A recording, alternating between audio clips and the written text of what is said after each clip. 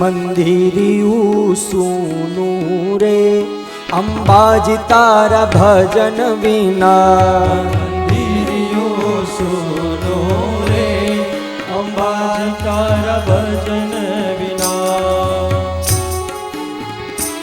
આવો એ માં અંબાને યાદ કરીએ. આ ભારત દેશની આર્ય નારી સ્ત્રી જો સશક્ત હશે ને તો હજી મારા રામ ને કૃષ્ણ તો તૈયાર જ છે આવવા માટે. હજી રામ કૃષ્ણને આવવું છે, પણ ભારત દેશની સ્ત્રીની કેટલી તૈયારી છે. માં અંબાને પ્રાર્થના કરીએ કે જે પણ આ ભારત દેશની નારીઓ છે ને એને એવી શક્તિ આપો, એને એના જીવનમાં એવી પવિત્રતા આપો કે કાયમને માટે એ જગદંબા બનીને ઊભી રહે, એ કાયમને માટે એ માં અનસુયા બનીને ઊભી રહે, કે જેને ત્યાં મારા દત્તાત્રેયને આવવાની ઈચ્છા થાય. હે મંદિરિયું સૂનું રે કુળદેવી તારા દર્શન વિના. મંદિરિયું સૂનું રે કુળદેવી તારા દર્શન વિના. મંદિરિયું સૂનું રે ખોડલ તારા દર્શન વિના. મંદિરિયું સૂનું રે ખોડલ તારા દર્શન વિના. અંતરિયું તરશે રે માડી તારી પૂજા વિના. અંતરિયું તરસે રે માડી તારા દર્શન વિના. અંતરિયું તરશે રે માડી તારી પૂજા વિના. અંતરિયું તરસે રે માડી તારા દર્શન વિના. મંદિરિયું સૂનું રે માડી તારા દર્શન વિના. મંદિરિયું સૂનું રે માડી તારા દર્શન વિના.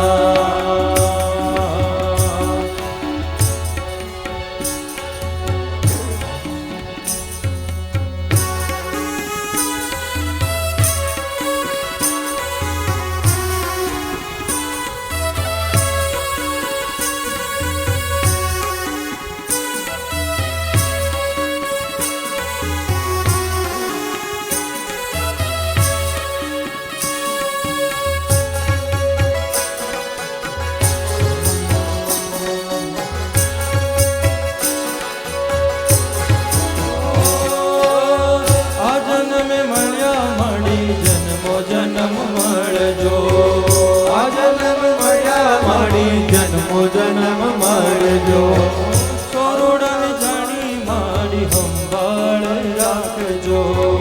સોરડા જાણી મારી સંભાળ રાખજો. તારા ખોળે ખેલવાના મારે કોળ, ખોળે ખેલવાના મારે કોળ. માવતર મળે તો મારા ખોડલ જેવા મળજો. ખોડલ જેવા મળે મને માવતર મળે તો મારા બહુચર જેવા મળજો. માવતર મળો તો મારા બહુચર જેવા મળજો. માવતર મળો તો મારા ખોડલ જેવા મળજો. માવતર મળો તો મારા ખોડલ જેવા મળજો.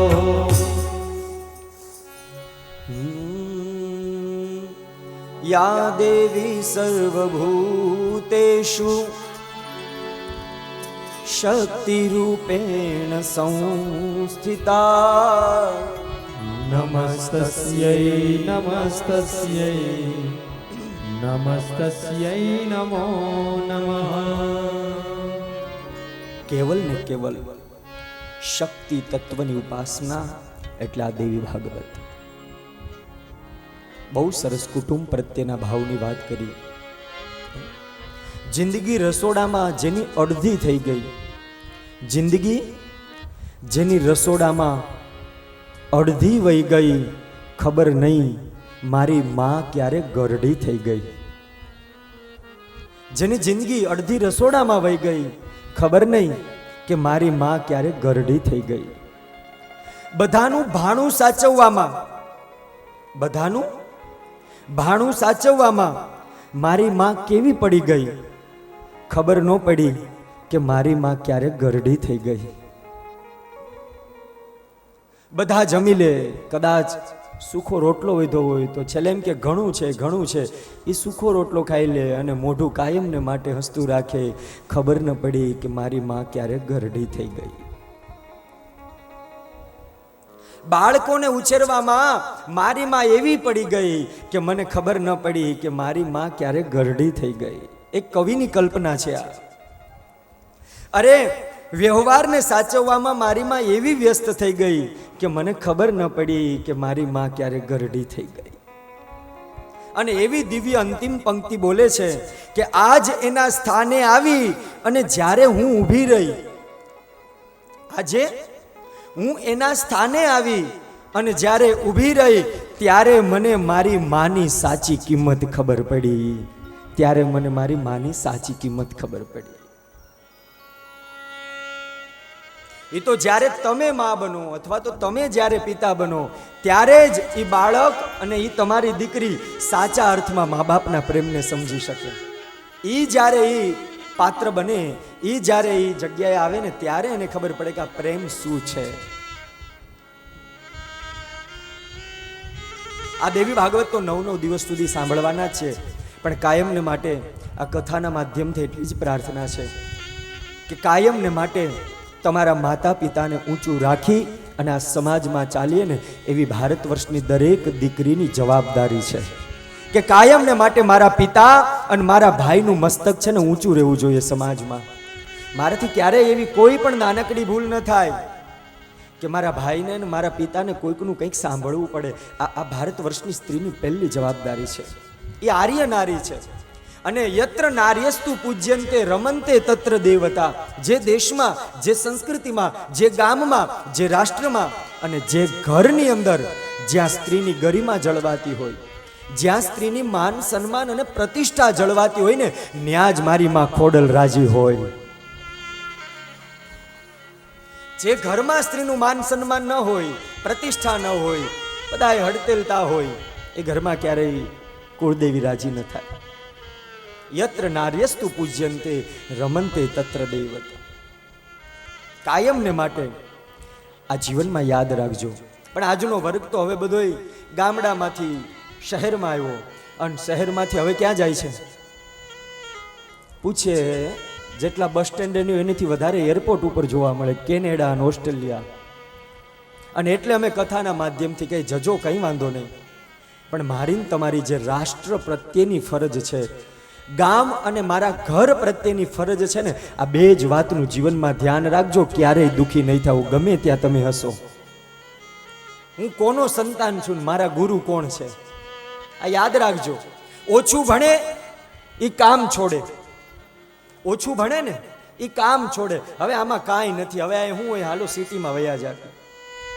ઓછું ભણે એ કામ છોડે અને વધુ ભણી જાય એ પાછા ગામ છોડે. હા, એમ કે હવે અહીંયા ઝુંડાળામાં શું છે, મોટી ફેક્ટરી બહાર કરીએ, જવું જ જોઈએ. ઓછું ભણે તે કામ છોડે, વધુ ભણે તે ગામ છોડે અને વિલાયત ભણવા જાય એ બધાય પાછા મારા રામને છોડે. વિલાયત ભણવા જાય એ મારા રામને છોડે અને જેને સત્પુરુષો સમજાઈ જાય ને એ આ સંસારને છોડી દે છે. જેને સાચા સત્પુરુષ સમજાઈ જાય, જેને ખરા અર્થમાં એમાં અમરમાને સમજાઈ ગયું, ભલે ને એ ચૂંદડી ઓઢી હતી, મારી ફરજ શું છે, આ ખોળિયું મને શું કામ મળ્યું છે, એ આર્ય નારીને સમજણ આવી ગઈ. સત્પુરુષનો સંગ થઈ ગયો, એને બધું સમજી લીધું, એને સંસાર છોડી દીધું. ઘણું બધું મહાપુરુષો અને કવિઓ એક એક વાતથી કેવા રોકે છે ને ટોકે છે. કદાચ ઘણું બોલીએ પણ સાથે સાથે આ કથાની અંદર પણ પ્રવેશ કરવો છે. અતિથિ આવ્યા હતા એટલે કદાચ કથા થોડીક આમ તેમ તમારા મનમાંથી વહી ગઈ હશે, મને એવું લાગે છે. સુતજી વક્તા છે, સુનત પુરાણે પ્રશ્ન પૂછ્યો કે તમે અમને આ કથા ઠાકોરજીની તો કીધી, પણ હજી એક પ્રમાણ આપો કે આ દેવી ભાગવત સાંભળવાથી ખરેખર મુક્તિ મળે. આ દેવી ભાગવતનું પારાયણ કરીએ તો જીવનમાં બધી ઈચ્છા પૂરી થઈ જાય. જીવ જે કાંઈ સંકલ્પ લે, જે કાંઈ માં અંબાને પાસે કંઈ પણ નક્કી કરે, એ સુતજી બધી ઈચ્છા પૂરી થાય. હા, પ્રમાણ આપું. કંઈ પણ જીવનમાં સંશય હોય, કોઈ પણ ચિંતા હોય, જો તમે દેવી ભાગવતનું પારાયણ કરશો ને તો બધી ચિંતામાંથી તમે દૂર થશો. વિવસ્વાન મનુની કથા કીધી, જે કથા આપણે થોડી સાંભળી, કે એ શ્રાદ્ધદેવ અને શ્રદ્ધાદેવીને બધું હતું જીવનમાં, પણ સંતાન નહોતા, અને સંતાનની પ્રાપ્તિ માટે એના ગુરુ વશિષ્ઠ પાસે ગયા, અને વશિષ્ઠે એટલું જ કીધું શ્રાદ્ધદેવને શ્રદ્ધાદેવીને કે તમે સારા ભૂદેવને બોલાવો, સારા પંડિતોને બોલાવો અને પુત્ર કામેષ્ઠી યજ્ઞ કરો. જો પુત્ર કામેષ્ઠી યજ્ઞ કરશો ને એટલે તમારે ત્યાં યોગ્ય સંતાન થશે. સ્વાહા અને સ્વધાની દિવ્ય મંત્ર બોલ્યા, સરસ મજાની આહુતિ આપી, પણ એ આહુતિ આપતા આપતા જે શ્રાદ્ધદેવના પત્ની જે શ્રદ્ધાદેવી હતા ને, એને ચાલુ યજ્ઞના મનમાં એટલો જ વિચાર આવ્યો કે મારે ત્યાં જો દીકરી થાય તો કેવું સારું. શ્રાદ્ધદેવને તો દીકરો જોતો હતો, પણ શ્રદ્ધાદેવીને મનમાં એમ થયું મારે ત્યાં કન્યાનો જન્મ થાય તો કેવું સારું. બ્રાહ્મણોને કીધું કાનમાં કે તમે એવા મંત્ર બોલજો કે જે મંત્ર બોલવાથી મારે ત્યાં દીકરીનો જન્મ થાય. બ્રાહ્મણો તો કે કઈ વાંધો નહીં, તમે અમને દક્ષિણા આપવાના છો, તમે કહેશો એવું અમે કામ કરી દેશું. એ વશિષ્ઠજીના આજ્ઞાથી જે પંડિતો આવ્યા હતા એને એવા મંત્ર બોલ્યા કે જે એને ત્યાં દીકરીનો જન્મ થાય, અને એ જ સાક્ષાત એને ત્યાં દિવ્ય સુમધુર એવું વાતાવરણ બની ગયું. એ શ્રાદ્ધદેવ ને શ્રદ્ધાદેવીને ત્યાં દિવ્ય રમણીય દિવસો આવ્યા, ગર્ભવતી થયા, અને એ શ્રદ્ધાદેવીને ત્યાં એક દિવ્ય બાળકીનો જન્મ થયો, અને બાળકી એટલે બીજું કોઈ નહીં, સાક્ષાત ઈલાનો જન્મ થયો. શ્રાદ્ધદેવ અને શ્રદ્ધાદેવીને ત્યાં એ દીકરી ઈલાનો જન્મ થયો. બધાય આનંદમાં છે, શ્રદ્ધાદેવી ખૂબ આનંદમાં છે, પણ શ્રાદ્ધદેવને ચિંતા થઈ, મેં જે યજ્ઞ કર્યો એ તો પુત્ર કામેષ્ઠી યજ્ઞ હતો, તો મારે ત્યાં દીકરી કેમ જન્મી. પોતાના ગુરુ વશિષ્ઠ પાછા આશ્રમમાં જાય છે, બે હાથ જોડી અને ગુરુદેવને કહે છે કે પ્રભુ આનું કારણ શું. તરત જ વશિષ્ઠ જે ભૂદેવોને બોલાવ્યા અને પૂછ્યું કે આપણે તો પુત્ર કામેષ્ઠી યજ્ઞ કર્યો, તો આને ત્યાં દીકરી ઈલાનો જન્મ કેમ થયો. બ્રાહ્મણો બધી જ વાત કરે છે કે અમને એ શ્રાદ્ધદેવના પત્ની શ્રદ્ધાદેવીએ કીધું હતું કે મારે દીકરી જોઈએ છે, એટલા માટે અમે દીકરીના મંત્ર બોલ્યા. ઘણી બધી મનમાં ચિંતા કરે કે હવે કરવું શું. એક દિવસ એ સાક્ષાત એ ઈલાનો જન્મ થયો. ફરીથી ચોધાર આંસુએ એ શ્રાદ્ધદેવ ગુરુદેવ પાસે રડે છે. વશિષ્ઠજીને કહે છે કે ગુરુદેવ, મેં આટલું બધું જપ તપ કર્યું, મેં આટલા જીવનમાં બ્રહ્મચર્યના નિયમ પાળ્યા, છતાં પણ મને વિશ્વાસ છે કે ભલે મારે ત્યાં દીકરી થઈ હોય, પણ ગુરુદેવ તમારામાં એટલું સામર્થ્ય છે કે તમે જો મંત્ર ભણશો ને તો હજી પણ આ દીકરીમાંથી પુરુષ બની જશે. વિચાર તો કરો, આ ભારત વર્ષના ઋષિ ઉપર કેટલી શ્રદ્ધા છે. આજના સાયન્સ ઉપર ભરોસો રાખવા કરતા મારા મંત્ર ઉપર ભરોસો રાખજો, માં ભગવતી ઉપર ભરોસો રાખજો. જે ઈચ્છા કોઈ પૂરું નહીં કરી શકે ને, આ દેવી ભાગવત પુરાણ તમારી મારી ઈચ્છા પૂરી કરી દેશે. ઈ આ ભારત દેશના ઋષિ ઉપર ઈ શ્રાદ્ધદેવે ભરોસો મૂકી દીધો. આંખમાં આંસુ આવી ગયા. મને ભરોસો છે ગુરુદેવ, ભલે મારે ત્યાં મંત્ર દ્વારા એ બ્રાહ્મણોથી ઈલાનો જન્મ થયો હોય, પણ તમે યોગ્ય મંત્ર ભણશો ને એટલે હજી એ ઈલામાંથી પુરુષની પ્રાપ્તિ થશે. ફરીથી બ્રાહ્મણોને બોલાવ્યા અને વશિષ્ઠજી યજ્ઞમાં બેઠા, અને એવી સ્વાહા ને સ્વધાની દિવ્ય આહુતિ આપી કે જે ઈલા હતી એ ઈલામાંથી સાક્ષાત એને ત્યાં દિવ્ય પુરુષનો જન્મ થયો, અને એ જ સાક્ષાત પુરુષ એટલે એને ત્યાં સુદ્યુમ્નના રાજા થયા. બોલો દ્વારિકાધીશ શ્રી ખોડિયાર માત કી જય. એ જ બ્રાહ્મણોના મંત્રથી, એ જ ગુરુ વશિષ્ઠની આજ્ઞાથી એ જે ઈલાનો જન્મ થયો, એવા મંત્ર બોલ્યા કે એ મંત્રથી ઈલામાંથી પાછો પુરુષ બન્યો, અને પુરુષનું નામ સુદ્યુમ્ન રાજા રાખ્યું. વિચાર તો કરો, ત્યાં કઈ ટેકનોલોજી હશે. આપણે કદાચ એમ કહીએ કે માઇકલ જેક્સરે એને પોતાનું જેન્ડર ચેન્જ કર્યું, તો આ બધી કથાઓ તો મારા વ્યાસે હજારો વર્ષ પહેલા શાસ્ત્રમાં બતાવી દીધી છે કે વિના દવા, વિના ઓપરેશન, વિના કોઈ પણ ટ્રીટમેન્ટે મારા વ્યાસજીએ લખી દીધું કે પુરુષમાંથી સ્ત્રી કેવલ ને કેવલ જો યોગ્ય મંત્ર ભણવામાં આવે ને તો અત્યારે પણ આ બધી જ વસ્તુ સંભવ છે. અત્યારે પણ બધી વસ્તુ સંભવ છે. કેવલ ને કેવલ યોગ્ય વ્યક્તિ દ્વારા યોગ્ય મંત્રથી જો અનુષ્ઠાન કરવામાં આવે ને તો અમારા ગુરુદેવ પાસે અમે સાંભળ્યું છે, મહાપુરુષો પાસે સાંભળ્યું છે કે ઘણીવાર આપણને જીવનમાં આપણું ઈચ્છા પૂરી ન થાય, પછી યજ્ઞ દ્વારા હોય તોય ભલે, જ્યોતિષ દ્વારા હોય તોય ભલે, કદાચ ઈચ્છા પૂરી ન થાય ને એટલે આજનો કળયુગનો માનવી શું ભૂલ કરશે ખબર છે? એ શાસ્ત્રના દોષનો ટોપલો ઢોળી દેશે એ કે આ બધું જ ખોટું છે, આવું કશું ના હોય. યાદ રાખજો, મહાપુરુષો પાસે અમે સાંભળ્યું છે કે કદાચ શાસ્ત્રને વાંચવા વાળા અને શાસ્ત્ર જ્યોતિષને જોવા વાળાની ભૂલ હોઈ શકે, પણ મારા લખેલા શાસ્ત્ર જે વ્યાસજી લખ્યા છે ને એમાં લવલેશ માત્ર ભૂલ નથી. ક્યારે પણ તમે ગ્રંથને દોષ ન આપતા. કદાચ જોનારા અને વાંચવા વાળાની ભૂલ હોઈ શકે, પણ આ શાસ્ત્રની સહેજ પણ ભૂલ નથી. એક મંત્રથી વશિષ્ઠ અને બ્રાહ્મણોના કહેવાથી એ ઈલાનો જન્મ થયો અને એમાંથી સુદ્યુમ્ન નામના રાજા થયા. જોત જોતામાં સરસ મજાનું એક દિવસ પિતાની આજ્ઞાથી શિકાર કરવા માટે વનમાં જાય છે. એ શિકાર કરવા માટે વનમાં જાય અને એ એક ઘોડે સવાર થઈ સૈનિકો સાથે એવા વનમાંથી પસાર થાય કે જે સાક્ષાત માં પાર્વતીનું વન છે, કે જ્યાં કાયમને માટે એ સુત પુરાણી પ્રશ્ન પૂછે છે કે વનની અંદર જવાનું કારણ શું? અને એ વનની અંદર માં પાર્વતીનું વન હતું તો પાર્વતીજી ત્યાં કોની સાથે રહેતા હતા?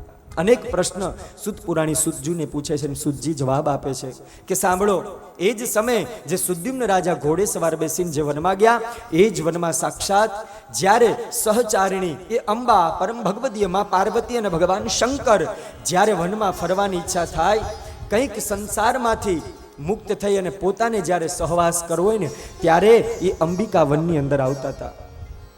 અને એ વનની અંદર જ્યારે આવે અને એ પાર્વતી વનમાં આવી અને દિવ્ય ગોષ્ઠી કરતા, એ ગોષ્ઠી કરતા કરતા એક વખત એવું બન્યું કે જ્યાં એ ભગવાન શંકરને માં પાર્વતી વાત કરતા હતા એવામાં ત્યાંથી દેવતાઓ નીકળ્યા. દેવતાઓ નીકળ્યા અને માં પાર્વતીનું જે વસ્ત્ર હતું એ પવન આવવાથી માનું વસ્ત્ર થોડું નીચે પડ્યું અને દેવતાઓની નજર થઈ. ત્યારથી માં પાર્વતીએ ભગવાન શંકર ભગવાનને કીધું કે પ્રભુ, અહીંથી કોઈ પણ પુરુષ ન નીકળવો જોઈએ, આ આપણું વન છે, આપણે અહીંયા ન બેસી શકીએ તો બીજે ક્યાં જશું? ભગવાન કે દેવી તમારી ઈચ્છા શું છે, માગી લો મારી પાસે. અને એ જ સમયે માં પાર્વતીએ માગ્યું હતું કે પ્રભુ, આ વનમાંથી કોઈ પણ પુરુષ આવે ને તો એ પુરુષ સ્ત્રી બની જવો જોઈએ. આ વનમાં કોઈ પુરુષ આવે, કોઈ પુરુષ રૂપે કોઈ પણ નર સ્વરૂપે કોઈ જનાવર આવે તો એ પણ સ્ત્રી તત્વ બની જવા જોઈએ. અહીંયા વનમાં આવ્યા પછી કોઈ પુરુષ ન રહેવા જોઈએ. જો કોઈ પુરુષ હોય તો મને એનાથી લજ્જા થાય ને. આ મારું વસ્ત્ર ઉડ્યું ના દેવતાઓની દ્રષ્ટિ પડી. ભગવાન શંકર કે કંઈ વાંધો નહીં, આ કોઈ પણ આ પાર્વતી વનમાં આવશે ને તો એ તરત જ સ્ત્રી બની જશે. આ સુદ્યુમ્ન રાજાને ખબર નહોતી. એ ઘોડે સવાર બનીને શિકાર કરવા માટે જે વનમાં આવ્યા એમાં પાર્વતીનું વન હતું અને વનમાં આવ્યા ને ત્યાં તો એ જ સમયે જે ઘોડા હતા એ બધા ઘોડી બની ગયા અને જે સાક્ષાત આ રાજા હતો એ સ્ત્રી બની જાય છે. કર્મણા ગહનો ગતિ, જન્મ સ્ત્રીનો થયો, એમાંથી પુરુષ બન્યા અને અંતે પાછા સ્ત્રી બન્યા. એ જ સમયે સાક્ષાત ફરીથી એને સ્ત્રી બન્યા. એ જ સમયે જ્યાં એ ઘોડાઓ હતા એમાંથી ઘોડી બન્યા અને ઘોડી સિપાહીઓ બધા સ્ત્રી બન્યા. આકુળ વ્યાકુળ થઈને બધા વનમાં ખોવાઈ ગયા અને આમ તેમ ભટકવા લાગ્યા. આ બાજુ જે સાક્ષાત સુદ્યુમ્ન રાજા હતા એ સ્ત્રી બની ગયા. એ બધું જ વિસ્મૃતમ જાતમ, એના મનમાંથી બધું ભૂલાઈ ગયું. જ્યારે સ્ત્રી બન્યા એટલે કે હું કોણ છું, મારા માતા પિતા કોણ, હું ક્યાંથી આવ્યો, બધું જ ભૂલાઈ ગયું. અને એ જ સમયે સ્ત્રી ભાવ મનમાં રાખી અને ચારે બાજુ ઉપવનમાં ફરે છે. જ્યાં ઉપવનમાં ફરે આમ તેમ ત્યાં એને એક આશ્રમ દેખાય છે અને આશ્રમની અંદર જાય છે. ત્યાં સાક્ષાત એ આશ્રમ એટલે બુદ્ધનો હતો. આશ્રમ બુદ્ધનો હતો. બુદ્ધ કોણ? એ જ સમય ફરીથી સનત કુમારો પ્રશ્ન પૂછે કે ત્યાં આ ઉપવનની નજીક બુદ્ધનો આશ્રમ ક્યાંથી આવ્યો? આ કથા પાછી અન્ય પુરાણોમાં છે કે બુદ્ધ એટલે બીજું કોઈ નહીં, ચંદ્રમાનો દીકરો છે. અને ચંદ્રમાએ ગુરુની પત્ની તારાને ખોટા લોલુપતામાં ફસાવી અને એનાથી જે દીકરાનો જન્મ થયો. ચંદ્રએ ગુરુની પત્ની તારાને લોલુપતામાં રાખીને ફસાવી અને તારાથી જે દીકરાનો જન્મ થયો એ આ બુદ્ધ છે. એ બુદ્ધના વનમાં આ સ્ત્રી જતી રહી. એ જ સમયે બુદ્ધ માંગણી કરે છે કે હું હજી એમનેમ છું, આશ્રમની કોઈ સેવા કરે એમ નથી, તમે મારા પત્ની બનશો? આ સ્ત્રીને કાંઈ ખબર છે નહીં હું કોણ છું ને ક્યાંથી આવી. કાંઈ વાંધો નહીં, મારે પણ આમ આગળ પાછળ કોઈ નથી, મારો સ્વીકાર તમે કરી લ્યો.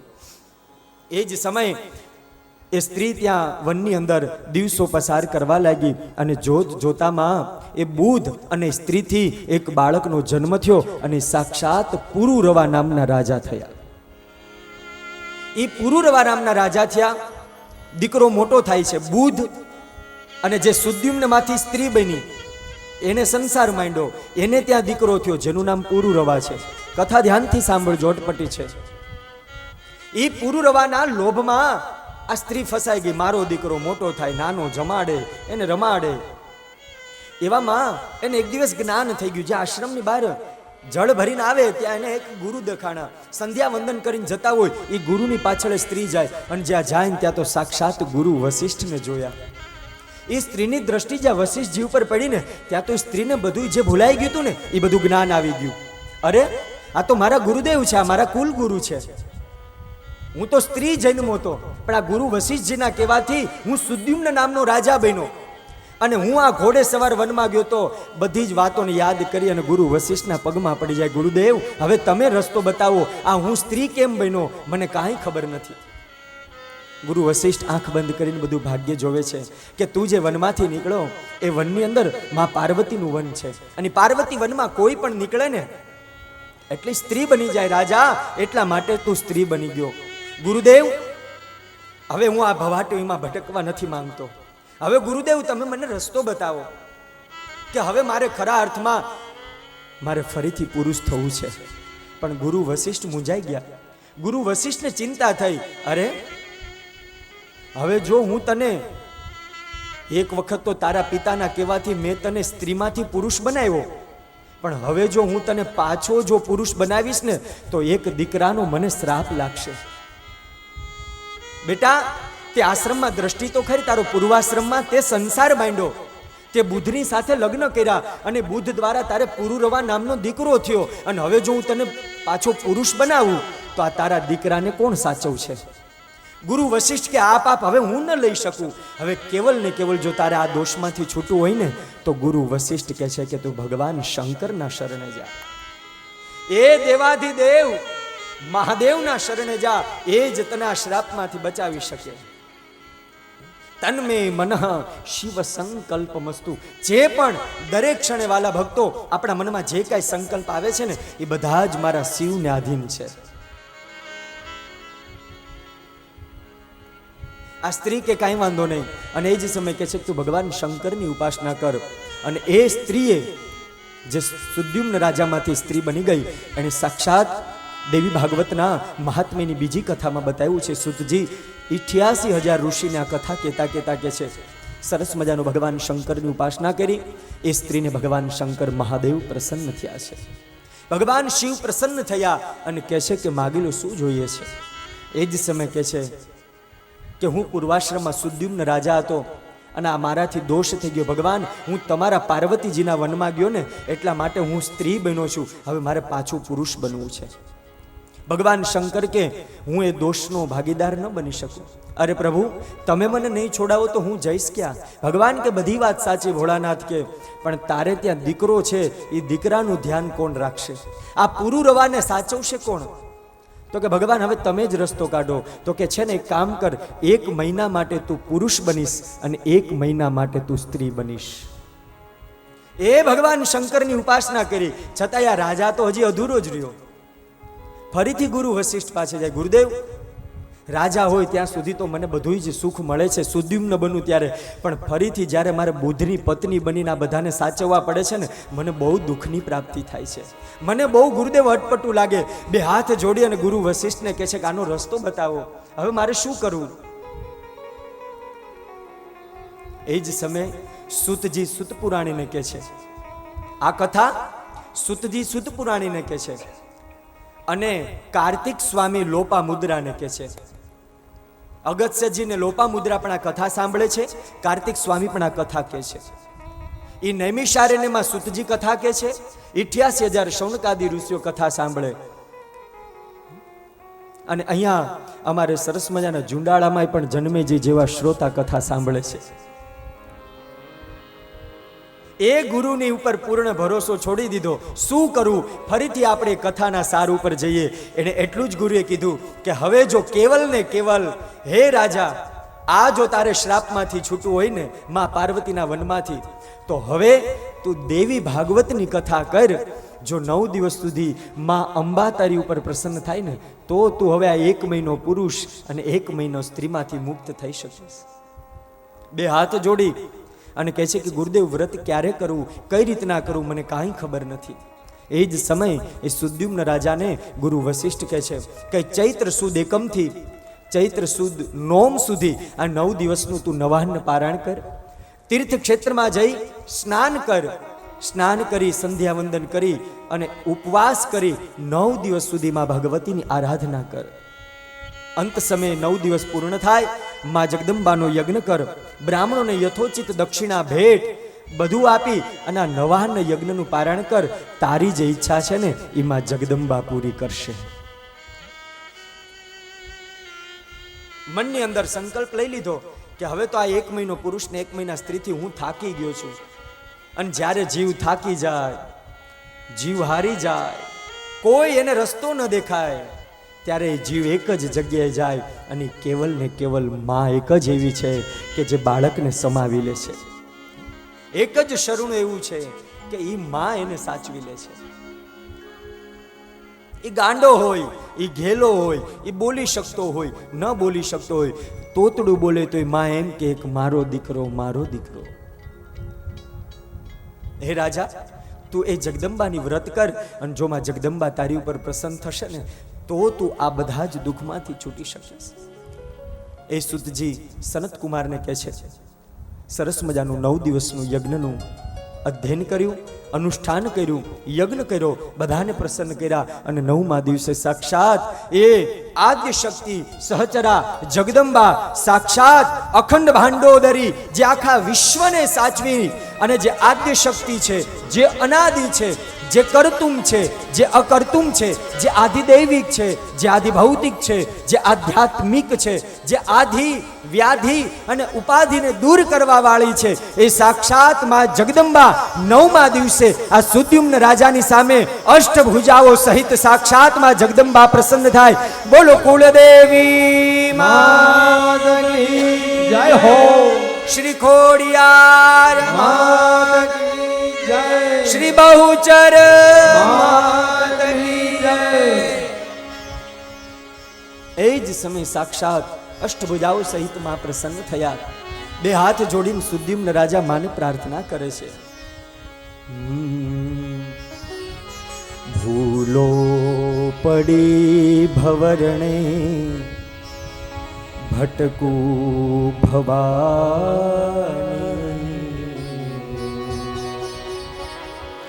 સૂજે નહીં લગીર કો ઈ દિશા જવાની, ભૂલો પડી ભવરણે ભટકું ભવાની, સૂજે નહીં લગીર કો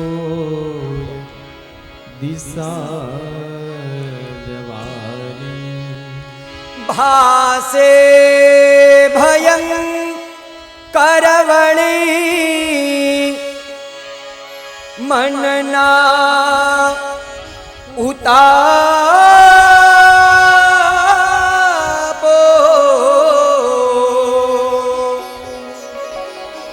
મામ પાહિયો ભગવતી ભવદુઃખ કાપો,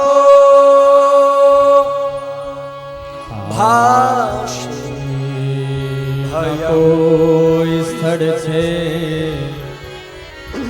વિનય આપ ધારો,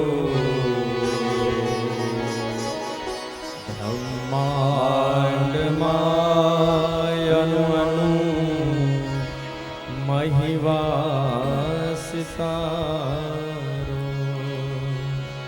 શક્તિ નમાપ ગણવા અગણિત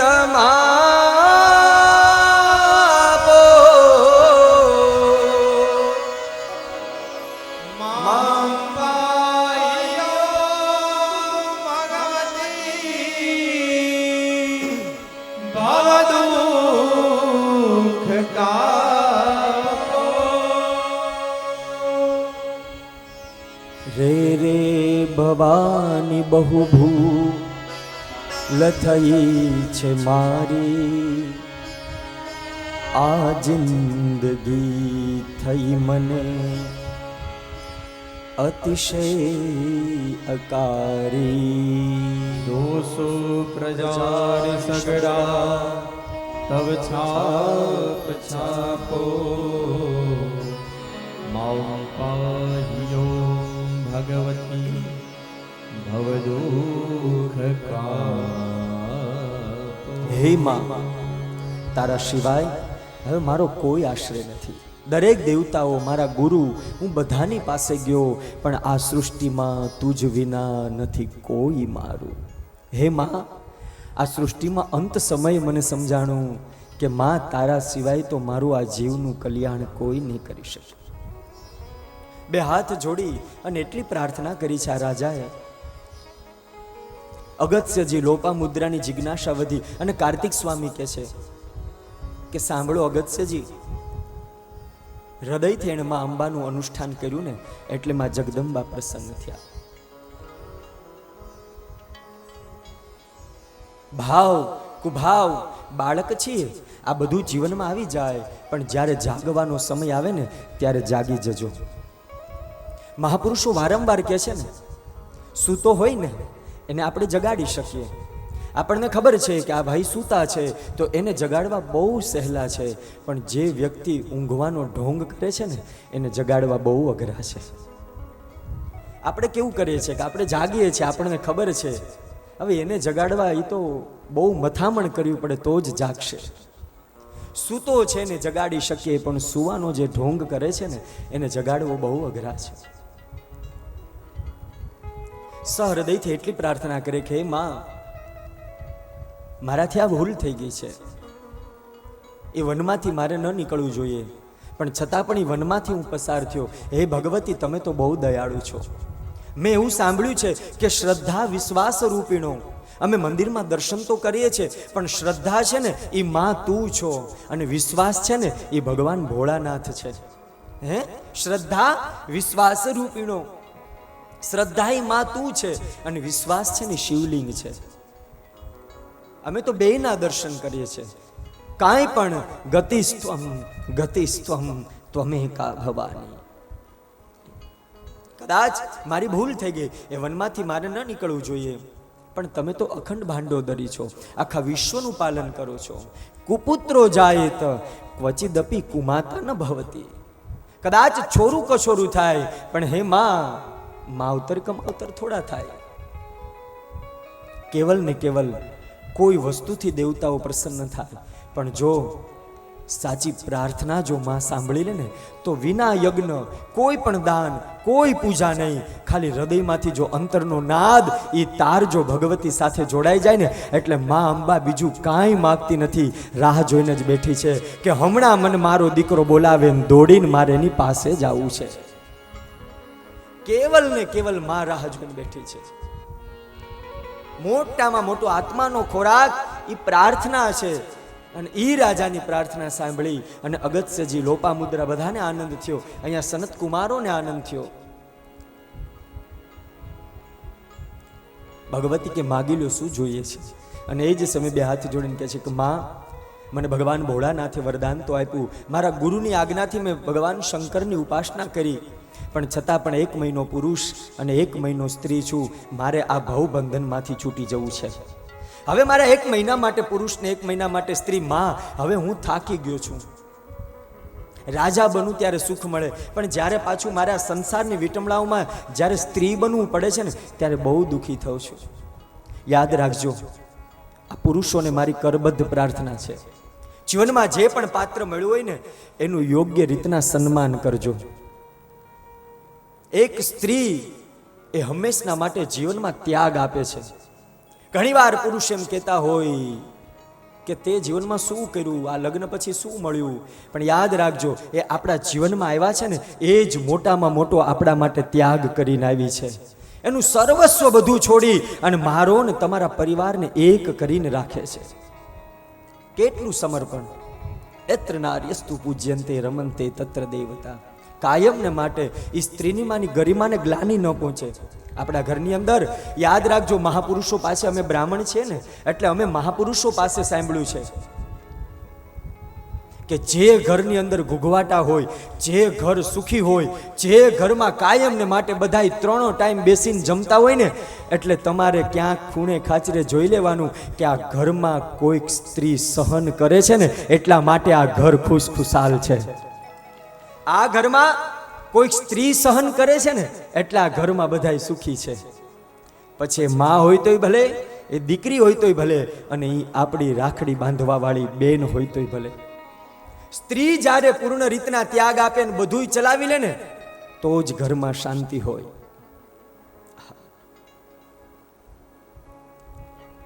જીવનની અંદર શાંતિની પ્રાપ્તિ ત્યારે જ થાય કે જ્યારે સ્ત્રી પૂર્ણ રીતના ત્યાગ આપે, અને ત્યાગ એ જ સ્ત્રી માટે મોટામાં મોટું તપશ્ચર્યા છે.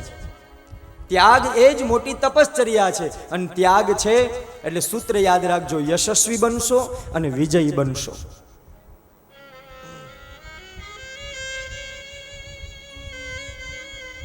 સ્ત્રી મારાથી રૂપ સહન થતું નથી માં, તો કે હવે કાયમને માટે તે આ વ્રત કર્યું છે ને, જા હવે કાયમને માટે તું સુદ્યુમ્ન રાજા બનીશ, અને તારી પ્રજાને તું ખૂબ સુખ આપજે. તારી પ્રજાને તું રાજા બન્યો છે ને, તો જીતેન્દ્રિય બનજે.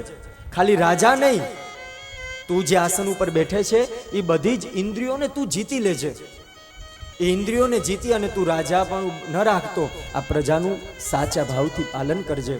અને એ જ દેવી ભાગવતનું વ્રત કર્યું, અને એ જ સાક્ષાત સુદ્યુમ્ન રાજા આ દેવી ભાગવતના વ્રતથી કાયમને માટે, હંમેશના માટે પુરુષત્વ પ્રાપ્ત થયું.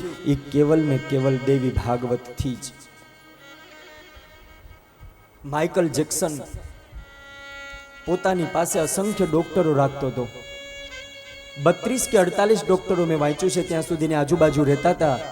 અને માઇકલ જેક્સને એવું નક્કી કર્યું હતું કે મારે 100 વર્ષનું આયુષ્ય ભોગવવું છે. મારે 100 વર્ષનું આયુષ્ય ભોગવવું છે.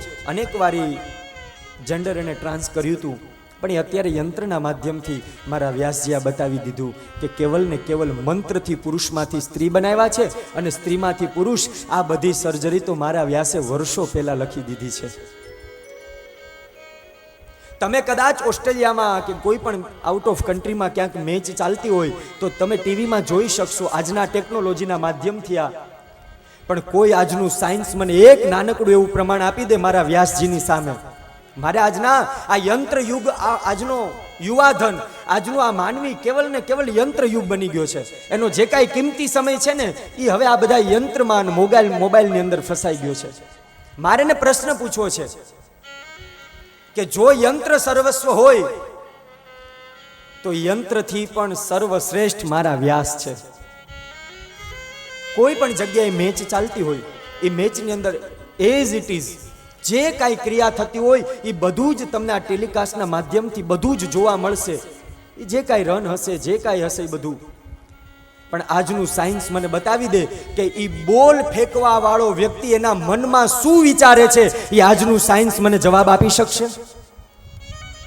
એ રમનાર જે ખેલાડી છે એ એના મનમાં શું વિચારે છે, એ આજનું સાયન્સ મને કહી શકશે? આનો જવાબ જોતો હોય તો ક્યારેક ભાગવત ને દેવી ભાગવત ગ્રંથ ખોલજો, ક્યારેક એ મહાભારત ગ્રંથ ખોલજો. એ જે કુરુક્ષેત્રના મેદાનમાં જે ભયંકર સોનાના પતરા જેવી દાદા ભીષ્મ ઉભા હતા, કર્ણ ઉભા હતા, દ્રોણાચાર્ય ઉભા હતા, અને અર્જુનને એમ થઈ ગયું કે મામકા પાંડવાશ્ચૈવ કિમ કુર્વંતિ સંજયો. હવે શું વિચારે છે? સેનયોર ઉભયોર મધ્યે રથમ સ્થાપય મેચ્યુત. ઈ મારા સંજય ઉપર વ્યાસે હાથ મૂક્યો, અને એ સંજય બધું જ કહી દે કે યુદ્ધના કુરુક્ષેત્રના મેદાનમાં કયો વ્યક્તિ શું વિચારે છે.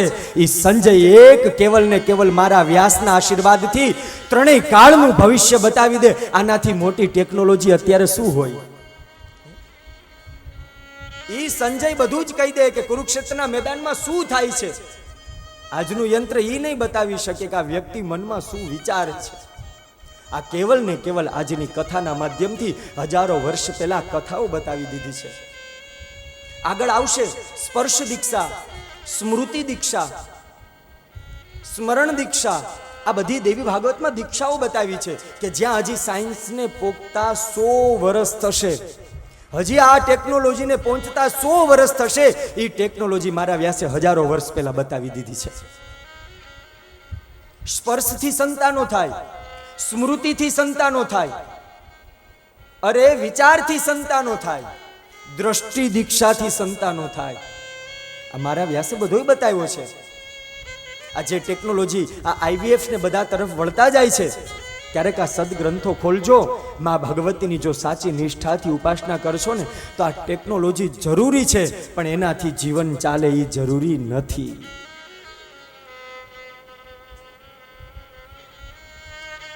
ભગવાને 50-60 વર્ષનું આયુષ્ય આપ્યું છે. હમણાં અમે આવો સરવાળો મહાપુરુષ પાસે સાંભળ્યો કે 23 વર્ષ તો આપણે ઊંઘવામાં જવા દઈએ છીએ. 23 વર્ષ, આખા જે 70 વર્ષનું આયુષ્ય છે એનો સરવાળો કર્યો કે રોજના 8 કલાક નોકરી કરીએ અને 8 કલાક રોજના સૂઈએ ને, એટલે 70 વર્ષના આયુષ્યનો ક્યારેક ઘરે જઈને ગણતરી કરજો. 8 કલાક લેકે 70 વર્ષનું આયુષ્ય આપ્યું છે ભગવાને. એમાં 23 વર્ષ તો તમે સૂવામાં ખોવો છો, 23 વર્ષ સુધી તમે નોકરી કરો છો, 8 વર્ષ સુધી તમે ચિંતાઓ કરો છો, 2 વર્ષ સુધી તો તમે ખાલી સવારની દિનચર્યા કરો છો. જે કાંઈ સવારમાં ઉઠીને જે કાંઈ કરો છો ને 2 વર્ષ સુધી કરો ને. આ બધો અમે સરવાળો કર્યો અને આ બધી ગણતરી કરીને એમાં તમે કેટલા ટાઈમ મોબાઈલ વાપરો છો એ ગણતરી અમારે રહી ગઈ હતી. છતાં પણ તમારી પાસે 8 વર્ષ બચે છે. આ આખી અમારી પાસે હિસાબ છે. આ બધો સમય વાપરતા વાપરતા 70 વર્ષનો અમે સરવાળો કર્યો. કેવલ ને કેવલ જીવન જીવવા માટે 8 વર્ષ બચે છે. એ 8 વર્ષમાં અમે મોબાઈલ વાપરવો, જ્યાં ત્યાં મનને લઈ જવું, ખોટી ચિંતાઓ, આ બધી ગણતરી બાકી હતી. તો હવે આપણે આ કળિયુગમાં જીવન જીવીએ છીએ ક્યારે? આટલો સરસ મજાનો આ મોંઘો મનુષ્ય દેહ મળ્યો છે, તો હવે આપણે આ જ્યાં અને ત્યાં ગમે તે વ્યવહાર વર્તન વાણીથી શું આમનામાં જીવન પસાર કરી દેશું? સુખ में सुमिरन ना करे, दुख में करे सब कोई. सुख में सुमिरन ना करे, दुख में करे सब कोई. जो सुख में सुमिरन करे तो दुख कहाँ से हो. जो सुख में सुमिरन करे दुख कहाँ से हो. જે સમય ભગવાને સારા સમય આપ્યો હોય અને એ સમયે જો માં ભગવતીની ઉપાસના ન કરે તો એનાથી સારો સમય બીજો ગોતવા જશું ક્યાં? એક વ્યક્તિ રસ્તામાંથી પસાર થતો હતો અને વ્યક્તિ જ્યાં રસ્તામાંથી પસાર થયો ત્યાં એને એક ઉકરડો દેખાણો અને ઉકરડામાં એક કિંમતી હીરો દેખાણો. બપોરનો સમય હતો એટલા માટે બરોબર સૂર્યનો તાપ એ ઉકરડામાં પડે અને એ ઉકરડામાં એક હીરો ચમકતો હતો અને એ વ્યક્તિની નજર એ કચરાના ઢગલામાં હીરા ઉપર પડી.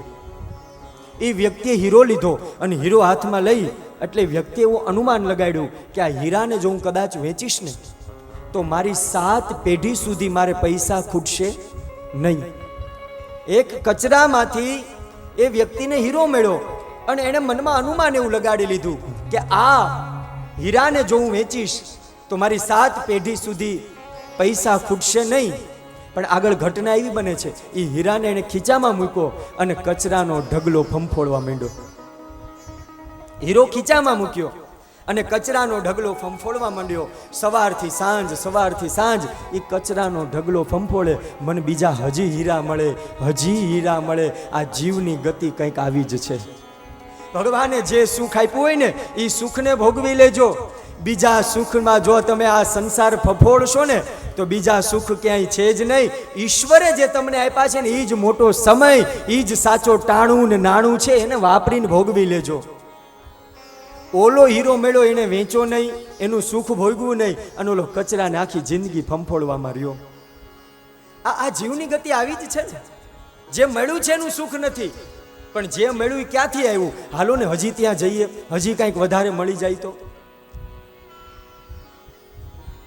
સરસ મજાની ચોકલેટની વર્ષા થતી હોય, આપણી પાસે આખી મુઠ્ઠી ભરી હોય, પણ તોય એમ થાય કે લાઈને હજી થોડીક જોર ઝપાટે કરીને જેટલી 5-10 ભેગી થાય એટલી કરી લઉં. પણ જ્યાં ખોલીને મૂકીએ ને, ચાખીએ ને, ત્યાં તો એમ થાય કે ઓહો, આ તો મને ભાવતી હતી એ ફ્લેવર નથી. આ સંસારમાં આવું જ છે. આ શેરડીનો સાઠો જ છે. મૃગજળ જેવી માયા પાછળ દોડ કદી ન કરવી. મૃગજળ જેવી માયા પાછળ દોડ કદી ન કરવી. આપણે જઈએ એટલે આપણને એમ લાગે કે આગળ મૃગજળ છે. સવારે વાત કરીએ એમ થાય જો તો ખરા આગળ કેટલું ઝરણું છે, હમણાં સુખ આપી દેશે, બસ થોડાક જ દિવસ છે. મૃગજળ જેવી માયા પાછળ હે દોડ કદી ન કરવી. મૃગજળ જેવી માયા પાછળ દોડ કદી ન કરવી. કરવું હોય તો કરે, નહીતર ગોપી બનીને રડવું. એ કરવું હોય તો કરે, નહીં તો ગોપી બનીને રડવું. આ બધી માયા છે. કાંઈ ન થાય ને તો છેલ્લે ગોપી બનતા તો આવડે ને. ભગવાનની આગળ બે આંસુ પાડી દેજો. જગતની સામે રડવા ન જતા. મારા જગદીશ, મારી માં અંબાની સામે રડી લેજો, લડી લેજો. એ બીજે કાંઈ નહીં કહેવા જાય, પણ તમે જો ક્યાંક વાત મૂકશો, તમને એમ થાય કે આ મારા ખાસ છે, પણ યાદ રાખજો એનાય કોક ખાસ છે. તમારા માટે જો એ ખાસ હોય તો એ વાત ક્યારેય ન ભૂલશો ભક્તો. એના પણ કોઈક ખાસ છે, અને એ ત્રીજા ચોથા આખા ગામમાં ન કરવાની કરશે. નરસિંહ મહેતા અને મીરાબાઈને ન મૂક્યા હોય તો આપણને મૂકે ખરા? ઈ સંત કોલવા ભગતને ન મૂક્યા હોય તો આપણને મૂકે ખરા? ઈ હરિરામ બાપા, એ અમારે સંત મૂળદાસ, એને જો ચપ્પલનો હાર પહેરવો પડે તો આપણે તો એવું શું પુણ્યનું ભાતું લઈને આવ્યા છીએ હે, કે આ સમાજ આપણને સ્વીકારે નહીં. લવલેશ માત્ર એવું ક્યારેય મનમાં ન વિચારતા કે બધાયને ગમે એવું કરું, કોઈને ન ગમે તો કાંઈ નહીં, મારી માં અંબાને ગમે ને એવું આજથી મારે કરવું છે. હે, આ જગતને ગમે કે ન ગમે, મારી માં ખોડલને, મારી માં બાલા બહુચરને ગમે ને એવું મારે કરવું છે. એટલે મહાપુરુષો કહે છે કે પ્રેમ છે ને એ સમાજને કરવો, અને કાયમને માટે આસક્તિ છે ને એ ભગવાનમાં રાખવી. પણ આપણે ઊંધું કરીએ, પ્રેમ ભગવાનને કરીએ અને આસક્તિ સમાજમાં રાખીએ. પ્રેમ છે ને એની વ્યાખ્યા એવી છે કે પ્રેમ વધે પણ ખરા અને પ્રેમ ઘટે પણ ખરા. જો ઈચ્છા પૂરી ન થાય તો પ્રેમ ઘટી જાય, પણ આપણે પ્રેમ ભગવાનને કરીએ. જો માનતા પૂરી થાય તો ભગવાન સાચા, નહીતર ભગવાન ખોટા. એ 2-5 ફૂલ લઈ અને આપણે ભગવાન પાસે જઈએ અને પાછી મોટી મોટી માનતાઓ મૂકી દઈએ કે હે ભગવાન આટલું તમે કરજો. અમે ગામડામાં જઈએ ને બેન, એટલે વાસણ ઉટકતા હોય જે ચોકડીમાં, એમાં જ સરસ મજાની ઓલી સરેડી કરે, અને એ વાસણ ઉટકવાનું જળ છે ને એ ગુલાબમાં જતું હોય. ગામડાની વાત છે હો. એ વાસણ ધોવે, સરસ મજાના કપડાં ધોવે, અને સરેડી કરી હોય, અને એ જળ છે ને એ પાણી બધું વાસણ સાફ કરેલું એ ગુલાબના છોડમાં જતું હોય. એ ગુલાબના છોડમાં જતું હોય, એમાંથી પાછા 2 ફૂલ તોડે. પાણી કોઈ દી 1 લોટો તો સવારે સૂર્યને અર્ઘે એમાં આપ્યો જ ન હોય. એ બધી ઓટો સિસ્ટમ ગોઠવી દીધી. આપણા ગામડામાં બધા બહુ બુદ્ધિજીવી જીવાત્માઓ છે. એ વૃક્ષ મોટું થાય, એમાં સરસ મજાના પુષ્પ આવે, અને એ મનની અંદર ફૂલ તોડી અને પછી ઠાકોરજી પાસે જાય કે હે ભગવાન, આજે તમારે શરણે આવ્યો છું ને, મારા મનની અંદર જે ઈચ્છા છે ને હે ભગવાન એ પૂરી કરજો. ભગવાન કે કાંઈ વાંધો નહીં, તથાસ્તુ માગી લે. પણ એ 2 ફૂલ મૂકે અને 2 લાખની માનતા કરી દે. એ ફૂલે એણે તો ન જ ઉગાડ્યું હોય. અને એટલે મહાપુરુષો કે છે ને 2-4 ફૂલ લઈને મંદિરે આવે, 2-4 ફૂલ લઈ મંદિરે આવે, મને મનાવવા માનતા ઉપરાને, મને મનાવવા માનતા ઉપરાને. 2 ફૂલના 2 લાખ દેતો નથી રે, હું